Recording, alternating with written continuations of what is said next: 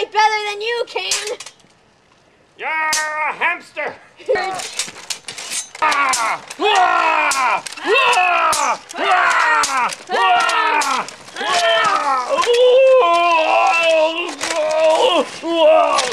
A page was the first step to becoming a knight. Boys left home at 7 to go to a neighboring baron's castle. One of the duties of the page was to serve the nobles at mealtimes.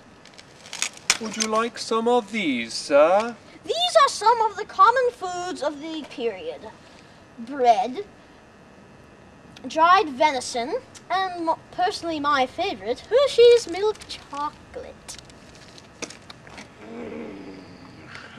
Pages learned how to write, although they usually didn't. They learned little more than how to write their own name. Pages also were taught how to play an instrument if they were interested, and become accustomed to battle. Pages sometimes went into battle. They didn't actually fight, but served meals and ran errands. Pages were in no danger from these, because a knight who attacked a page would be forever disgraced.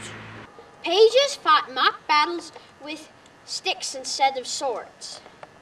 The master of arms taught them about tools of war. Hurrah! Hurrah! Hurrah! Hurrah!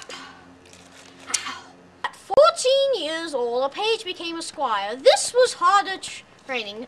Physical exercises of endurance became much harder. Endurance exercises. 1 day without water, 4 days without food.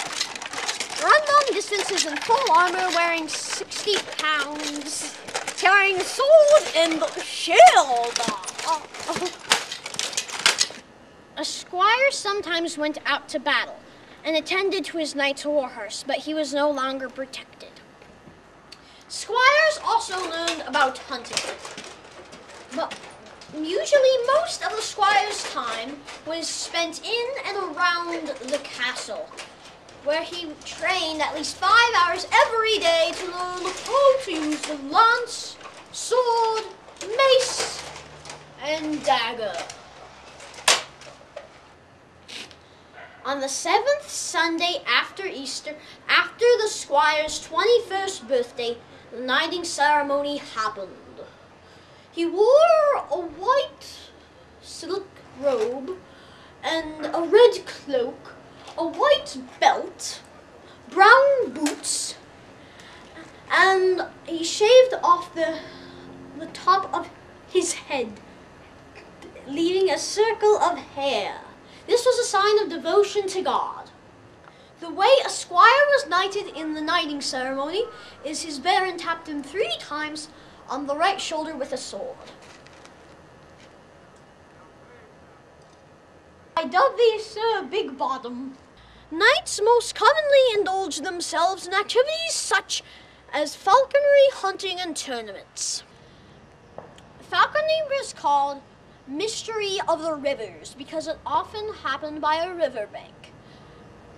The first noble would unhood his falcon and it would fly off and circle up over hundreds of feet high and find its prey and dive down and capture it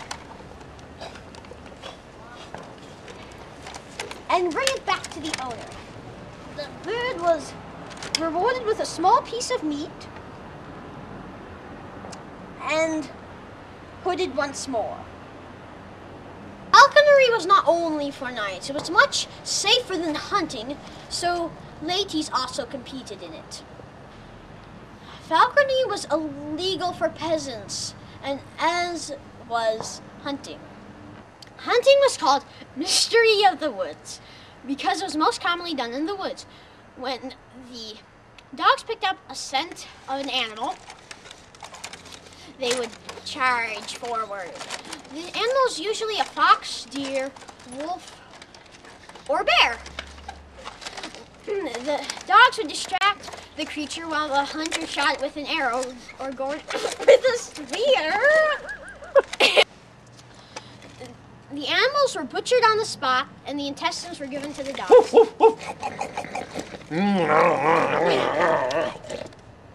And the body was brought back to cook. Knights also competed in tournaments, primarily jousting, but sometimes blunted sword fights.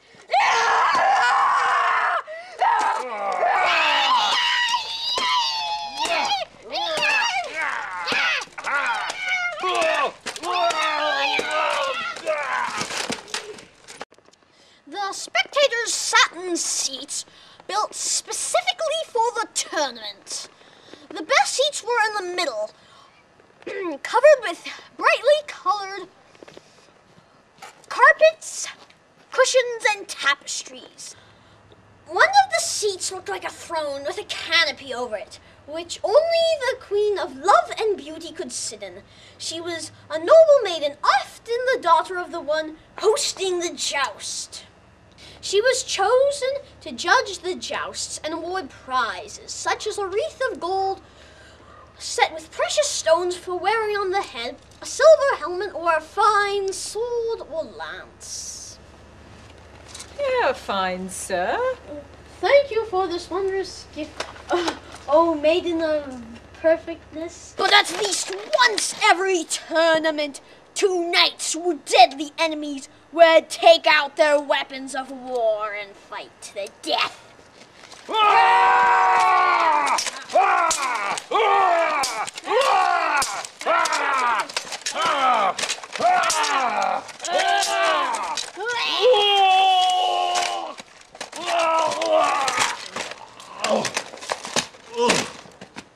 I am the righteous victor. Recording. Arrgh! Arrgh! Arrgh! Your mother was a slimy sparrow! A potato's smarter than you. Well,